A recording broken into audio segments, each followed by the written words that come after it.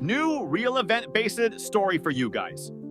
So, this couple lives in the jungle right near the beach, and one day they see a strange man crawling through the sand. He's naked, can barely stand, clutching a knife and shouting something incoherently in a language they don't understand. So, story stated with the guy name is Salvador, and he works as a deep-sea fisherman, catching tuna, sharks, and other fish off the coast of Mexico. It's a dangerous job, but he loves it. One day, Salvador decides to go on a 2-day fishing trip.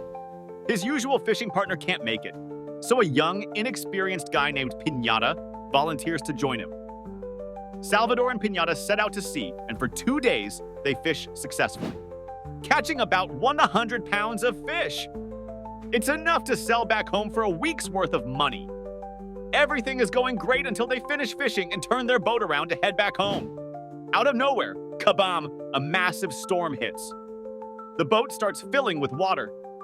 Piñata panics, using a bucket to bail water out of the boat, while Salvador desperately tries to steer through the giant waves. Eventually, the storm dies down, and Salvador spots land about 2 hours away. But then, boom, the boat's engine sputters and dies. Salvador grabs his two-way radio and calls his boss, explaining that the engine is dead. The boss asks for their location, but their GPS has stopped working. To make matters worse, the storm starts to build up again. It becomes stronger and stronger, tossing their boat around. Some waves rise as high as 3 stories before slamming the boat back down. Salvador realizes the 100 pounds of fish they caught are making the boat unstable. They dump all the fish overboard, along with anything else they don't need, extra ice, extra fuel, just to lighten the load. Then, the two-way radio dies. By this point, Salvador and Piñata have been bailing water out of the boat for hours. The engine still won't start, and Salvador finally snaps. Frustrated, he grabs the fish-killing club and smashes the boat's engine. He takes the dead GPS and two-way radio and throws them into the ocean.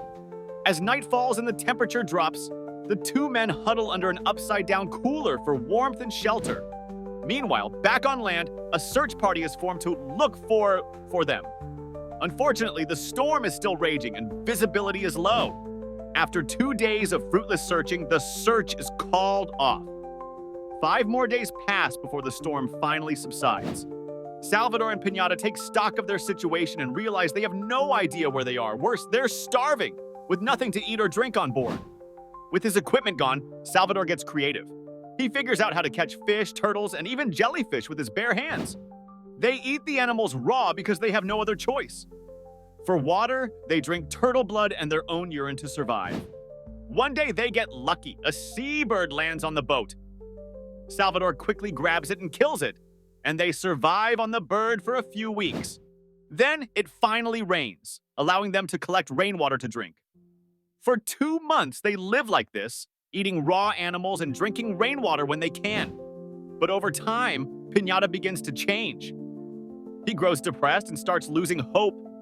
He stops eating raw animals altogether, saying he can't do it anymore. Eventually, Piñata refuses all food, growing weaker and weaker until he becomes gravely ill. Salvador and Piñata, knowing the end is near for him, make a pact. If Salvador survives, he'll deliver a final message from Piñata to his mother, a message meant only for her. One rainy morning after more than 4 months lost at sea, Piñata passes away from starvation. Salvador is devastated. Piñata was his only companion through this ordeal, and they had grown incredibly close. Salvador, overwhelmed with loneliness, continues talking to Piñata's body as if he's still alive. After 6 days of this, Salvador realizes it isn't healthy. Heartbroken, he pushes Piñata's body into the ocean and moves on. 10 more months pass. Salvador remains lost at sea, surviving day to day by catching fish with his bare hands, drinking rainwater, and even holding conversations with birds to stay sane. But one day, something changes.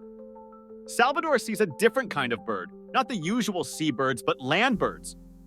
In the distance, he spots a mountaintop, which turns out to be a part of an island. Salvador's hope is reignited. Maybe he can finally deliver Piñata's message to his mother. The island is about an hour away.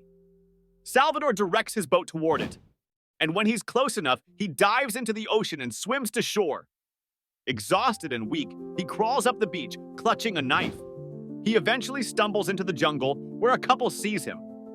Though initially wary of the naked man shouting in Spanish, they help Salvador and get him to a hospital. So, where did Salvador land?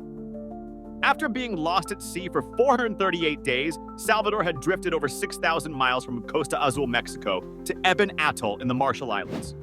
About a month after his rescue, Salvador travels back to Mexico. There, he visits Piñata's mother and delivers the final message, fulfilling his promise. Salvador's story gains worldwide attention, and he even secures a book deal. However, Piñata's family sues Salvador for $1 million, claiming they deserve half the proceeds from his book sales. The outcome of the lawsuit remains unclear, but Salvador's incredible survival story continues to captivate people worldwide. For more real events-based stories, follow and like the video.